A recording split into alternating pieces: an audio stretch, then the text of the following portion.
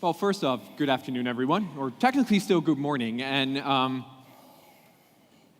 I was actually thinking of doing this talk alone, and then I decided that who better to join me than a thought leader, a disruptive innovator, the senior SRE leader at Google, the senior software engineer at Netflix, the SVP of thoughts at Facebook, and the guy that's obviously better than all of us combined. Ladies and gentlemen, I want to welcome Baruch Sadogursky. Thank you. So then, as you're obviously wondering who I am, let me introduce myself quickly as well. I'm an official hip tech translator. So what I do is I have a native proficiency in Dutch, English, and the Go language, and I dabble a bit in German, French, and I curse in about 18 more languages, which may or may not be true. And then, obviously, I am fluent in thought leader gibberish. So what we're going to do is I have asked Baruch to come up with some very innovative, very thought leader-ish comments for us today. So Baruch, thought leader away. Thank you very much, Leon. So I'm going to spill some wisdom on you as you. I'm on stage, you are not, so obviously I'm better than you just by that fact. So you will learn a lot today. Let's do it. Sounds good. The first wisdom is everybody's software must be releasable at absolutely any time. The time from your genius idea to the market, this is the key for your next startup success. So what he actually means by that is that whatever he comes up with has to go into production as soon as possible, preferably before he even thought about it. Everyone must have 100% test automation. This is extremely important. Quality is the name of the game. And how do we achieve it? By automating all our quality assurance processes. So that's an interesting one. I mean, we all have that app that is being used by like 5 people a day, and we update it maybe once every 6 months if we're all lucky. So let's spend the next 6 months making sure that everything is automated, because that makes total sense. We do continuous security well. You heard a lot today about DevSecOps and how you actually should do it, and that's the right way. You need to bake security on every stage of your pipeline. You need to make sure that everything you do is 100% secure and reliable. And while he's right, what he actually means to say is that we hired a guy just now to go around and validate all of our software, check all of the dependencies that we have, and then complain about the fact that there are so many gaping holes in there, and then obviously we fired him because he complained too much. Your greatest threat is an outage, not an employee. You need to make sure that you don't have 5 nines, you have 7 nines, 9 nines, 12 nines of uptime, and your services are never down, not even for a second. Good one. I like that. I mean, it sounds like a great marketing slogan, but what you're actually trying to say to your audience is that you want to spend the next 10, 12 months figuring out how to detect and prevent that 5-second outage, and obviously don't spend too much time figuring out why that drunk employee left their laptop with 5 billion passwords and social security numbers inside of a cab, because that is not a threat. You hire the best and trust them, right? That's fair. Okay, now the biggest problem we have with DevOps adoption are virtual machines. Basically, if you have Kubernetes, you have DevOps. If you have virtual machines, you don't have and cannot have DevOps. That's a pretty bold statement coming from Netflix, Google, and Facebook.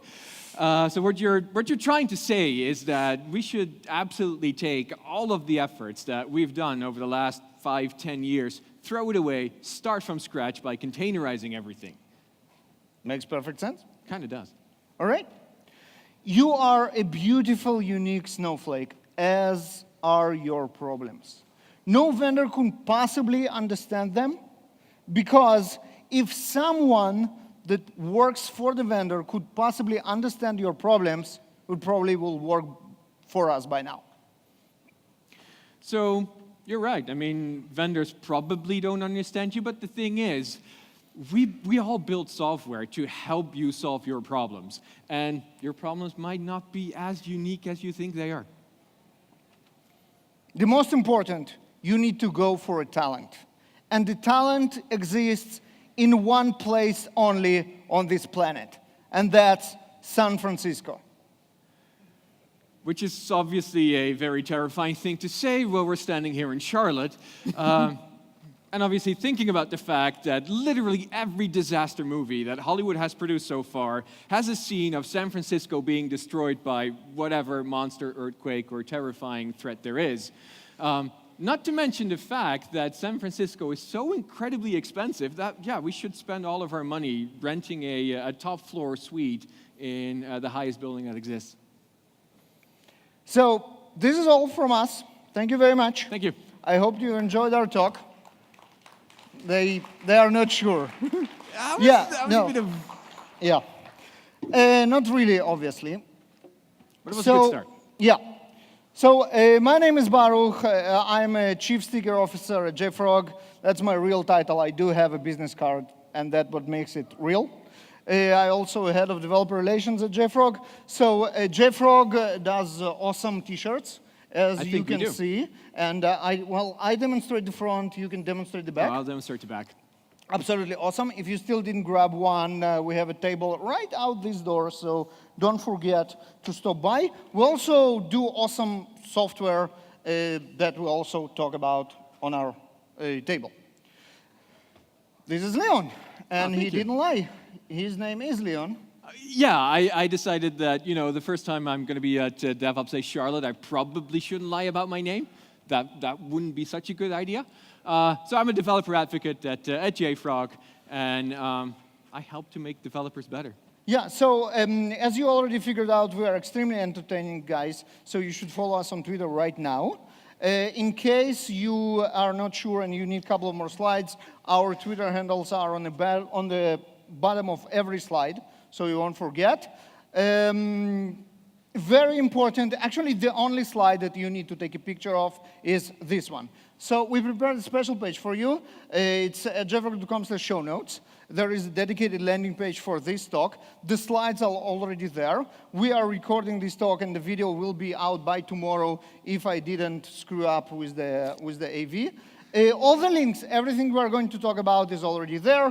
Comments, rating, you can rave how great we are right there. And a raffle just to thank you for coming here and sitting here with us. So I don't see Corey. Is Corey here?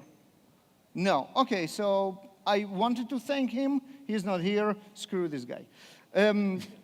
All right. So what you saw, our little play, is obviously exaggerated, but I think you can a little bit relate to that when you go to conferences and you see all those wonderful people from those wonderful unicorns speak about their great technology. It's kind of itching.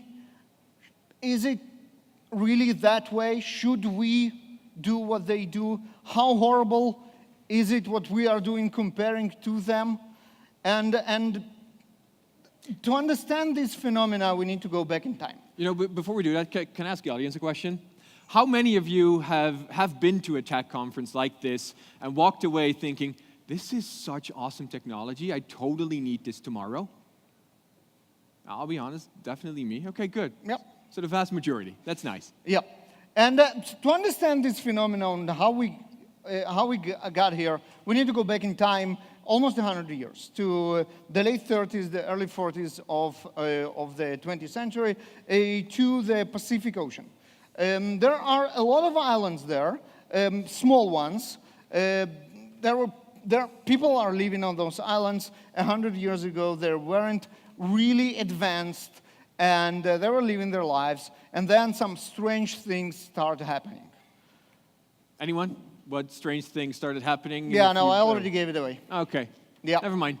So, airfields, airdrops, supplies, buildings, people, money suddenly start to appear. And then they kind of stopped. Right? Because the war was over, those islands lost of their critical role in this universe, and what do they do next? Where can they find about what actually happened? Ooh, I know. Yeah, I was going to say Hacker News. Good I mean, choice. that's where I start my afternoon. This is what we do, right? When we see a marvel, we go to Hacker News and read about it. And we do what they did, and we really hope that we'll have the same marvelous effect. This is what the islanders did. They built those airplanes, they built those airfields, they built those churches, and then they waited for supplies to arrive, for planes to land, for crates to drop. This phenomenon is known as Cargo cult. Sorry.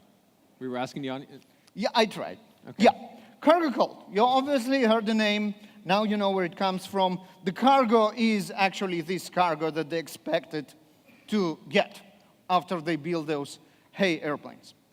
And this a lot happens in our conference scene, right?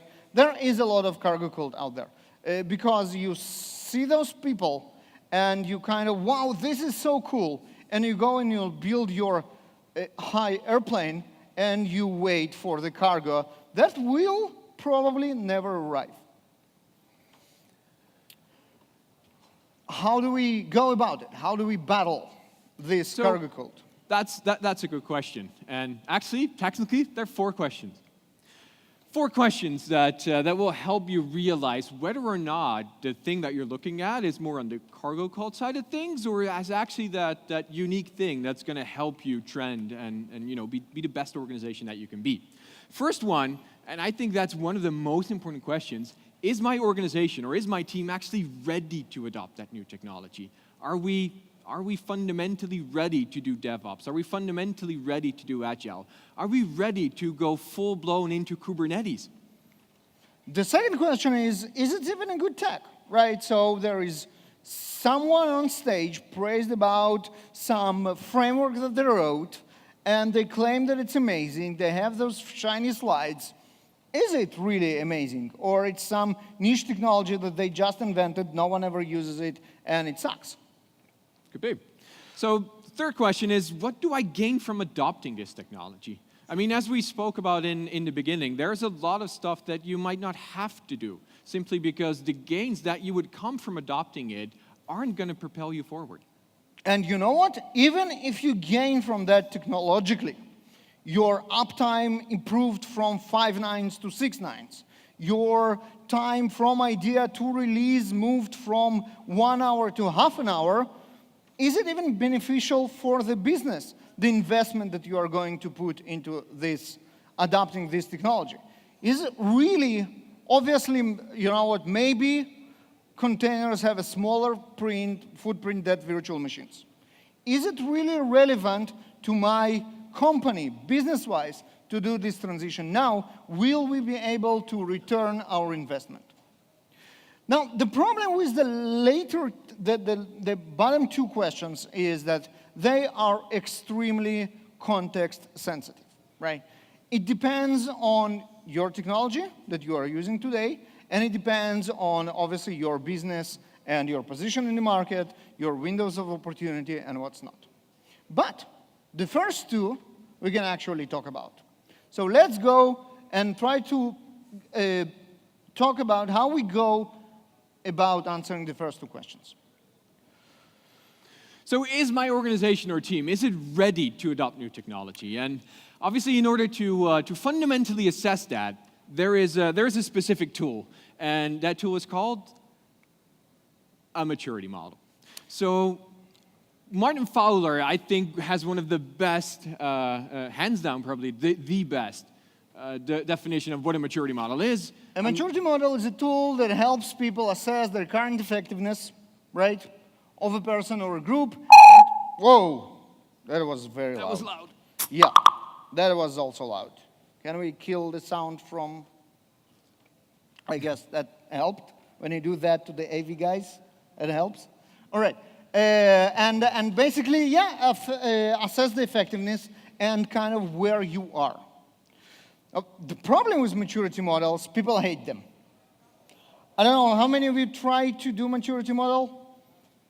How many of you liked it? Yeah, exactly.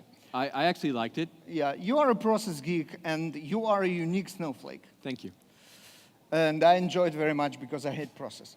Right, so let's talk about what maturity model actually means, what it's built from. So obviously, there are going to be a bunch of evaluation factors. So the things that are important to me. Why do I want to introduce or look at new technology to begin with? Second of is scoring methodology, because those evaluation factors don't make a lot of sense if you don't think about how are you going to score them. Self-assessment versus third-party assessment. So we can think that we are great, but actually we are not so much. So we need this external view on how good we are. And obviously progress tracking, because the maturity model is nice, but if you only use it like once, then what are you actually measuring? And maybe the most important out there is visualization. That's critical because we want to visualize our process, not only for us, but for everybody else. And if you have like Excel of 2,000 lines, that's probably the information out there, but no one probably is going to ever look at it. If you have a nice graph, that's something else. So now we're going to show you a very innovative, very complicated, and very groundbreaking tool for building maturity models. Right? All our examples are done in this tool, and I'm not sure how many of you are ready to adopt it. It's called Microsoft Excel. Everything is Microsoft Excel. This is a top-level view. We have two dots on it. First of all, we have two axes. We have the tools and process. That's kind of the combination of what we need like for Devops stuff. And then we have dots. First of all, initial. Initial is red. We are like pretty good at tools, pretty good on process. We are not completely awesome, but not bad at all. And then there is one updated, which is kind of, you are not as good as you think. Where this updated comes from? So that is obviously talking to other teams. I mean, other people within your organization. If you do an assessment, then everyone who's ever done an assessment of themselves, including me, I have to admit that, will always score themselves better than they actually are. So asking other people to rate you on those questions or rate your team on how well you are in process, how well you do with tools, that comes up with the yellow ball. Right, so that's the self-assessment versus third party. Another very important aspect is progress planning. So this is where we are today, this is where we want to be in the next quarter, this where we want to be in your target range, whatever it is, a year, 2 years, or whatever.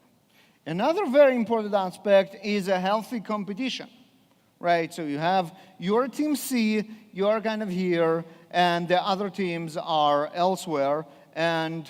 If anyone's wondering, I'm on Team B. Yeah, so Leon leads the Team B, this is why they are so awesome. And everybody wants to be Team B, obviously. I am of the chart there. Or maybe Team B stands for Baruch. Yeah, I assume you were going to say that. Right. All right. So let's see how those dots appear. Obviously, we are not like, putting pins on a whiteboard. There is some scoring methodology that ends up in those dots.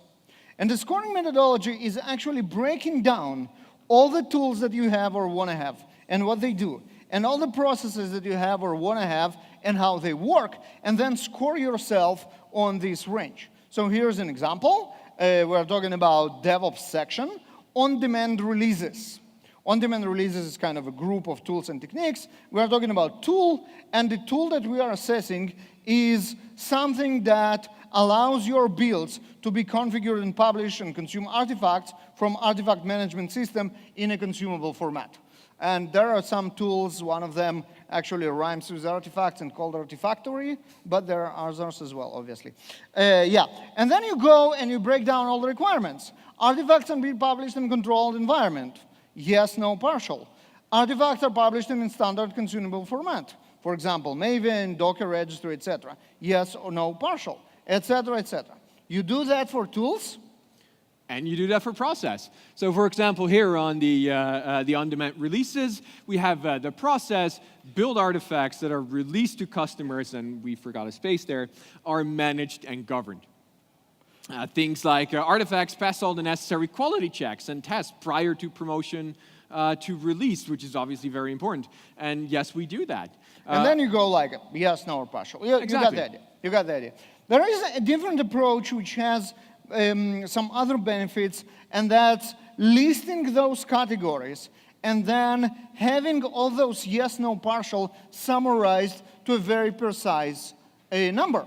So here we have an example of those categories, and there are obviously the same categories. So everything as a code should have, we have criticality, must have, should have, or nice to have, benchmark what good looks like. And here's an interesting thing. Not all of them, and you know what? Only a couple of them are 100%. The majority of them are not 100%. This is what good look like. And 83? How do you know what 83 stands for? Yeah, I have no clue. I mean, I like the fact. I know the answer. It's good that you asked. So yes. 83 is the result of those yes, no, partially breakdowns. So you have what you want to achieve, and most of them will be probably yes, some of them will be partially, and the total result won't be 100, but will be 83. Sometimes it has to be 100. FedRAMP elements, that's the government regulation. Either you have all of it, or it doesn't really count. You have to have 100%. Next one is what we have today, and you see how grim the picture is. That's a not very advanced team. Right, so 83 was architectural alignment, 32. The next one is 24 months from now, and we have another spelling mistake here. 24 months from now is where we want to go. Sometimes we want to go all the way. So, for example, here I have this FedRAMP. No, FedRAMP is not a good example. Sometimes you want to hit what you actually benchmark, but most of the time you don't. Most of the time you say, in 2 years from now, if I get like close to the benchmark, I'm good. Or if I improved, I'm good. FedRAMP here is an interesting beast. The benchmark has to be 100% because either you have it or not. But since it is nice to have, I don't have anything today, but I also don't expect anything in 2 years. Because business decided that probably we have lower fruits to collect, we have slower fish to catch, and the government market, it's not something that is our priority. So we have this FedRAMP here, we have 100% as the only benchmark that makes sense, but we are not going to invest in it anything in 2 years. So it's good that you mentioned that the business criticality is nice to have, because obviously for some of the others, other teams will decide what the criticality is. So you want to account for the priorities of different teams. I mean, you want to account for the engineering perspective. You want to account for ops. You want to account for the company or business perspective. So for example, if you look at, whichever we're going to pick, the continuous delivery of product. In that case, for engineering, that might not be as relevant because they do that anyway. They have to be sure that they can do that. For ops, it's a must-have. They have to be able to take the software that the engineering teams produce, move it into production at any given time of the day. And for business perspective, it might not be as relevant. So they kind of care, but don't really. If the engineering folks can deliver their process, their tools on horses, let it be on horses. As long as it's delivered on time and good quality, they don't really relevant, right? And then you do the combination of three of them, and you come with this conclusion of the criticality. Model definition is very important. How do we grade this yes, no, partial? And here we do a breakdown of very detailed what differentiating means through the roof, what complete means, what partial most, partial much, partial some, or no support means. And then we know how out of those 1, 2, 3, 4, 5, 6 grades actually come up with the number of where we stand today and where we should actually move. Right, and we want to finish this section with a couple of do's and don'ts. This is very important. Leon, green is good, red is bad. Yellow is okay-ish. Okay. Don't use other colors. Okay. Don't do Jenkins. Don't. I'll try. Anyone got the joke? The blue balls were kind of nice, though. Yeah, no, not really. Okay, involve your teams in model definition. This, what we want to measure and what good looks like, the engineers on the team have to say what it is. And obviously the rest, the business and everything, but also the teams. Yep. So let teams self-assess first. I mean, give your teams the chance to figure out where they think they stand, and then assess together. So help each other, figure out where the blind spots are, figure out how you can help the rest of your organization assess themselves as well. Remember the B team that stands for Baruch? You should start with them, because they are the most successful, and their position up there on the top right corner will actually generate the friction and the activation energy that you need to put everything in motion. So, and remember, that's probably the most important thing, maybe apart from the primary colors. But remember that being at 100% is not the goal of a model. I mean, it has to be a stretch goal, but it isn't the goal to get everything to 100%, because it might not even matter to get 100% everywhere. Right? And the other thing, the model should evolve from time to time. Your priorities change, the technology changes, process changes, and you need to incorporate that in the model. Right? So for example, stuff like Devops that happened 5 years ago probably affected maturity model of a lot of people by introducing different processes and different tools and everything else. The most important outcome of this part, I would say, is to remember that maturity model is a process. If you are someone on level 2, you cannot jump to level 5. You need to go to level 3, and then to level 4, and only that you can dream of level 5. That goes back to the cargo code.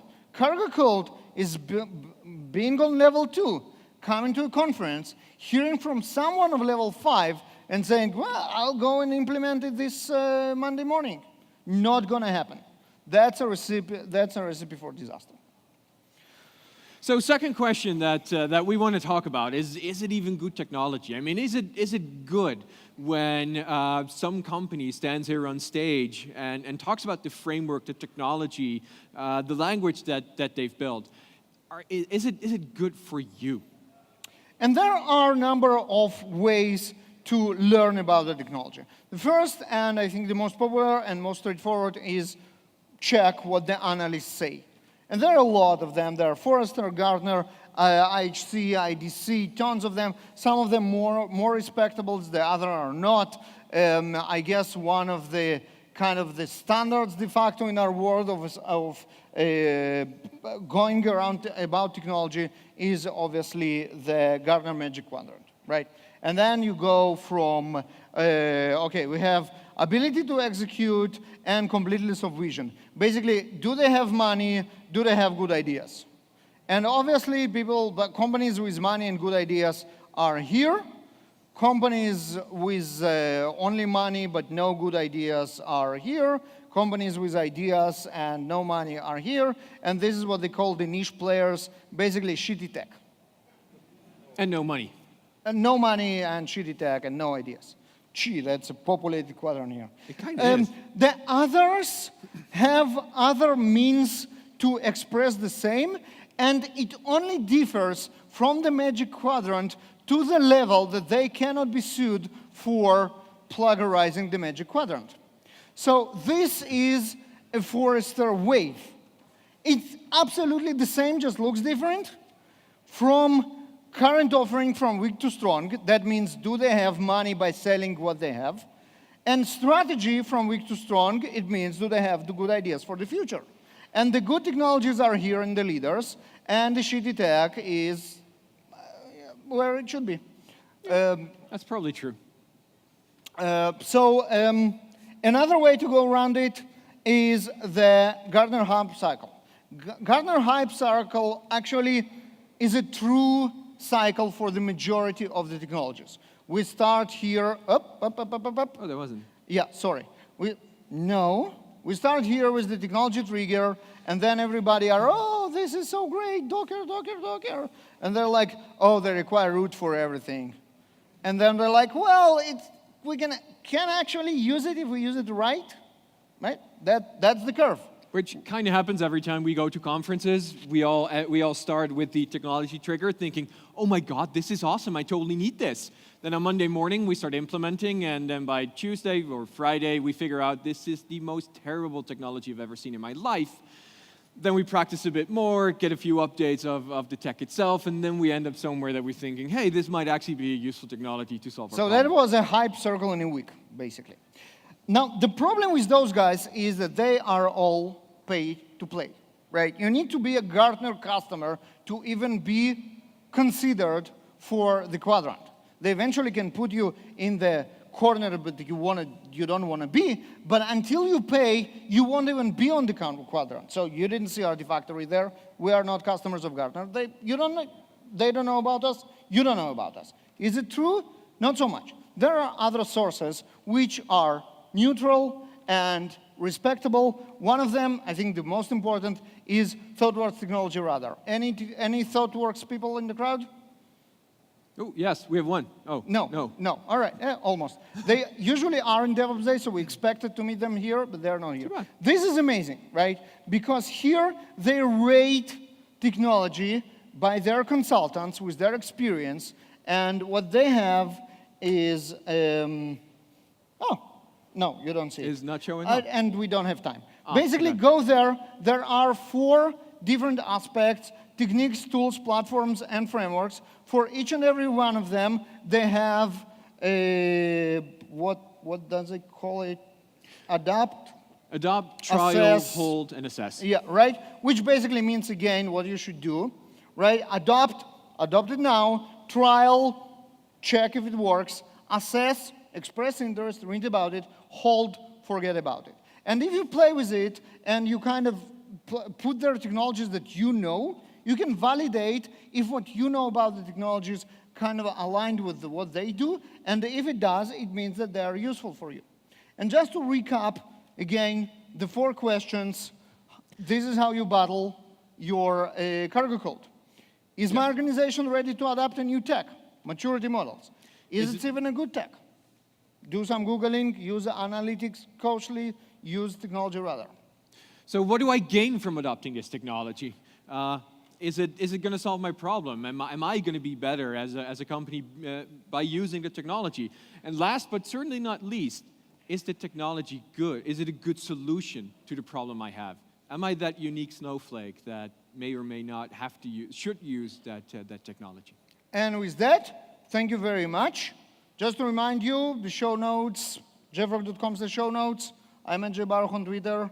This is Leon Stigter on Twitter. This is Devops This, Charlotte, in case you forgot. And Corey is not here, so we don't have to do that. Yeah. Yeah, all right. Thank you very much. Thank you.